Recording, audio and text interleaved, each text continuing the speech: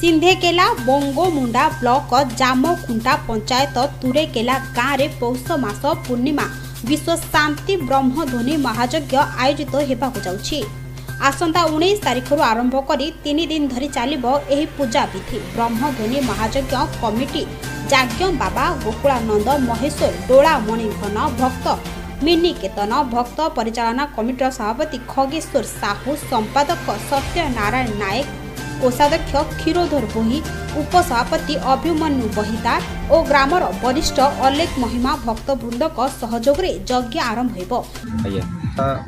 सन्यास पंथा के आसवा कारण है एटा गोटे ठीक मार्ग निजे उद्धार संगे संगे अन्य लोक उद्धार करी हबा समाज के जेटा कि भीम भाई जेटा लिखिछन से महापुरुष तांकर लेखा पूरा तो समस्त जान भी थे लेखा अक्षर के पूरा ही आसचे सत्य आसचे महिमा धर्म श्रेष्ठ धर्म और केन मार्ग जेंडा कि एथिपाई आरंभ हो जाइछि प्रस्तुति। चल चंचल एबे गाँ तासह गाँव रे पड़िबो मीना बजार। पूजा सांग को मीना बजार को नै ग्रामवासी मध्य देखा देछि उत्कंठा।